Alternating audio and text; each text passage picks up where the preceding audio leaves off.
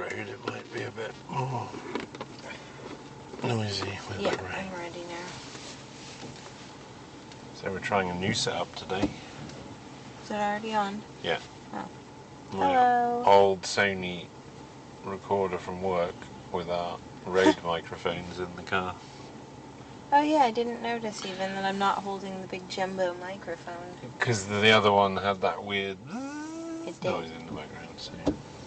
Never mind. And it's raining. Which is an in-house joke that nobody else will get.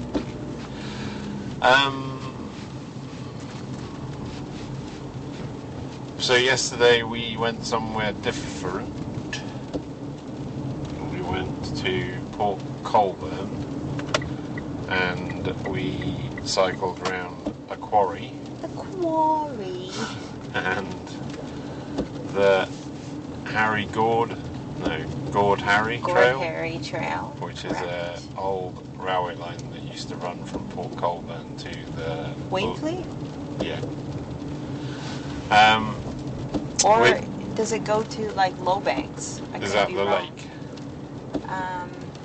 Lowbanks is a place. Right. I think the other one maybe. I don't know. Either way, it travels west from Port Colborne. And you end up at the lake, don't you? The big lake, where the beach is. Well, you're running parallel to the lake. Sorry, I'm not sure how to answer that. Take two. Sorry, there's some interesting driving going on in the city of Toronto, as ever. So, I was thinking we should start at the beginning or end of the Harry Gord Trail and where that is located. Do you want me to say? You can. So, the beginning and or end of the Harry Gord Trail, which runs east-west parallel to Lake Erie, just north of. The beginning or end is at Bessie Road, which is just, I would say, on the western edge of Port Colborne. Now, we wanted to explain, I think, about some trails that were around a quarry. So if you're heading west from Bessie Road on the Harry Gord Trail, the next main road that you're going to cross over on that path is Quarry Road. And as you cross the road there on the trail, you can see a parking lot, and that is for the quarry. And we discovered some trails there yesterday. So it's a conservation area. You can't ride all the way around the lake that is now formed in the quarry. It's cut limestone. So you have slabs with steps. I would say most of it's a green with the odd bit of blue. And if you are learning mountain biking, it would be a good place to learn step downs and step ups, albeit small ones. Yeah, super not scary, but I think a really good intro to get used to what it feels like under you, but with kind of lots of space and, yeah, nothing too terrible, very manageable. Real rock as well, you're right. Yeah. However, there are a few slopes that go down from the side of the, I guess where it was quarried, the cliff. There are a few potential areas where with a little bit of trail work you could definitely build something so you could kind of go down some steeper descents and then come up some steeper climbs, but we didn't do that yesterday because we didn't have time.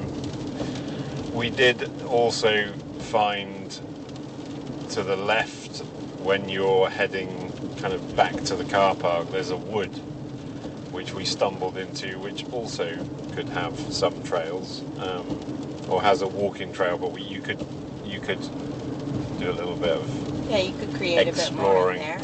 But it is a nature reserve, so there are ring plover there. A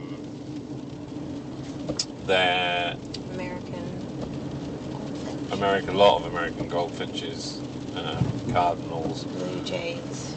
A lot of birds I didn't recognise. There's some doves. There was a turkey vulture that was eating a baby raccoon. Oh, poor little fella. But yeah, there was a lot of potential. You could easily spend a couple of hours just exploring that area, and it would be a good place to go as a beginner. We then rode which way is it, Gord Harry or Harry Gord? Harry Gord. No, Gord Harry. We rode the Gord Harry trail then towards Port Colborne to something that is on Trail Forks, which is Limestone Hill, which is an old cement factory, which is actually the cement factory that would have used the limestone from the quarry to make cement, closed in the 50s.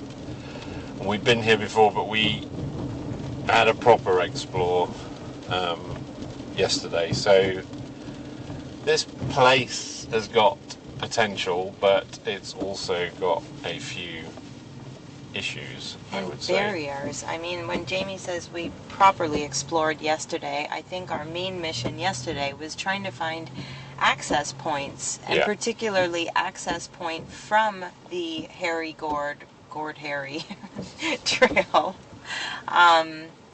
because they're quite close to one another. However, not easy to access. You have to unfortunately go all the way around to get into the Limestone Hill trails, which is such a drag.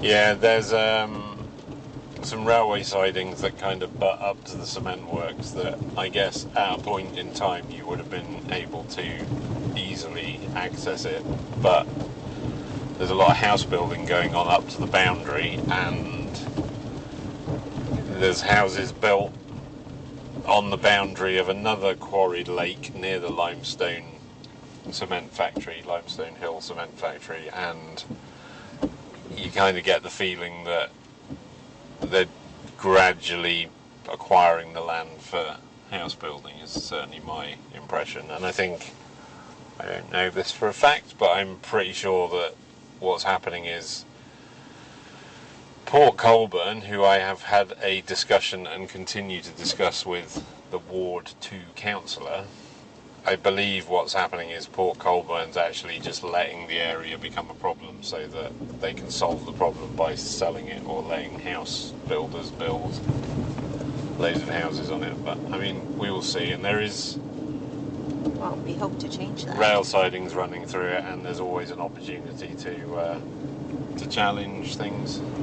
Interesting that people are queuing up for the beer store at 11:01. Not quite hammering on the door, but in the rain as well. Dedication. So anyway, if you get a chance to go to this area, and I would suggest you go in the not too distant future, because who knows what's going to happen. Limestone Hill, at a ride around, I think the safest and easiest way to get there, I would say, is the way that we went, and I will try and put a link in the description. But to park your car in a nice car park where it's fine. In the retirement community. And then ride to the Limestone Hill place is easier than trying to park there, because it's a bit dodgy as to where you park and what's going to happen to your car while you're gone. So, and there's all glass everywhere. And then when you get in there are lots of green trails, and there are blue trails, and also a couple of blacks. And the blacks are black because the wooden features that are in there are at the very least sketchy, and at the worst I would say death trappy. Yeah, so beware. The blue trails we did a bit of. Just be careful, because I managed to put a split in my tyre that I repaired, but it went through a downhill casing on a rear Maxxis, whatever I've got running on my bike. So yeah, so the rock is sharp, so just be careful, I would say. And if you look at it and think, oh, that might be sharp and puncture my tyre, it probably will. So the blues are the blues. There's a jump trail. What do you think of that? There's some gravel dirt jumps. There's 2 runs. One run you can't do because it needs maintenance, and the final jump launches you into the bush. God knows where. But Never ever land. there's a trail on Send the it. right where you can ride it, and we did. And what did you think of that, having never been on proper dirt jumps? Well, I have with the BMX. Oh yeah, that's true. Anyways, it's fun, and for me as like a beginner, it's a really good little mini practice run to, practice like some positioning and loading and just trying. Again, it's like a manageable little run and manageable size of jumps that I can practice things with some bit of control. I say some loosely. Yeah, quite jolly good fun. And it's kind of weird that, you just appear to this white mound of glory with a bunch of jumps on it. Yeah, I was thinking as well, like whoever's built them has done a good job, because they've built them out of dusty white rock. Like, I don't quite know how they're not held together with cement, despite it being an ex-cement factory, so... I really like this Limestone Hill place, and it's in all of its abandonedness. I think for me it always then has like the secret explory factor, which I just quite like when things are not super found out, or of course there's nobody there, and that all plays into my experience, I would say.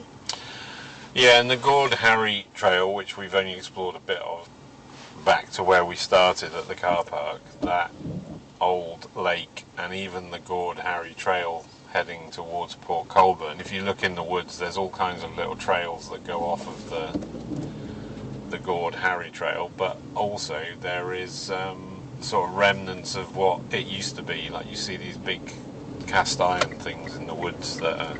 Yeah, or big chunks of cement that have like graffiti on them. It's quite neat.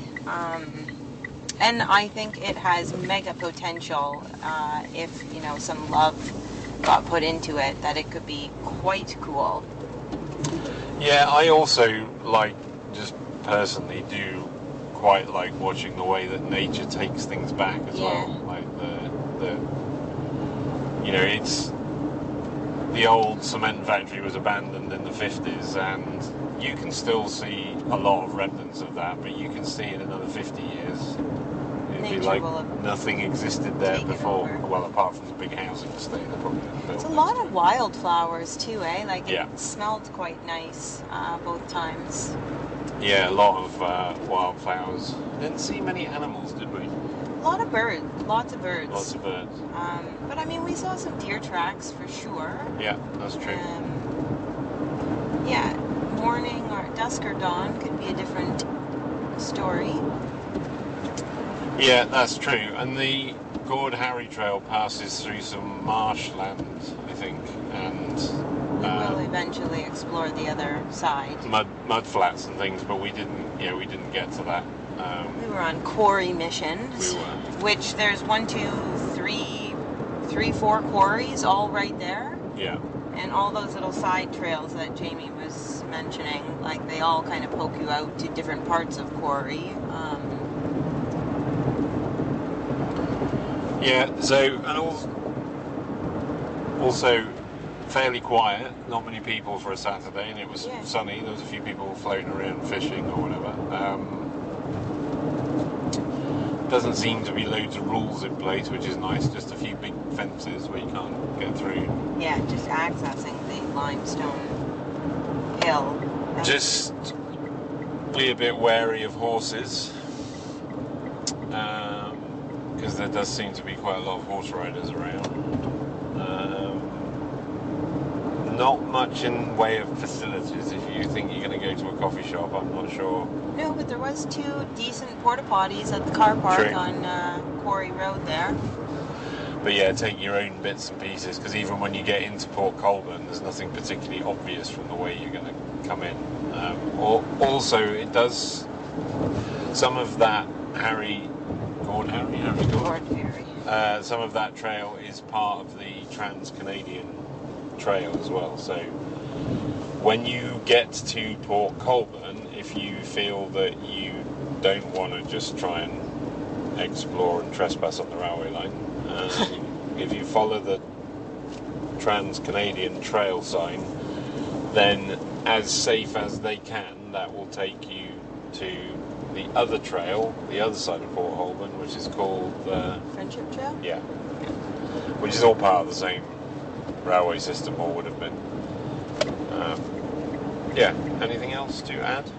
I would just say it's a great either family or beginner or just peaceful,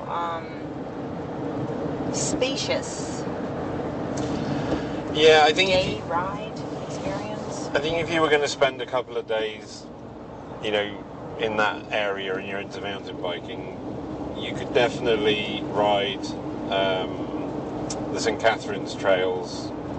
You could do the short hills. There's a couple of trails in this complex called the Hood at Port Colborne, and then you may as well tack this on as well if you're there for a couple of days. You could definitely spend 2 days riding,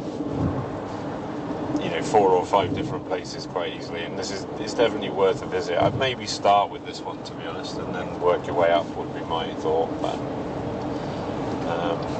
yeah, and yesterday was sunny but very windy. I think we both got a bit too much sun and are a little bit dehydrated today.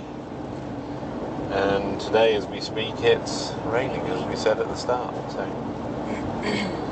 no mushrooms or edibles I was just visible. going to say it's good for the mushrooms. No, but yesterday there wasn't any, was there? Nope, nada. That means nothing. Yeah, we're off somewhere else today, Raven Shoot, which may be the next episode. Yeah, nothing else to add? Nope. Okay. Over and out. See you 10-4. soon. Bye. Can you press stop on that?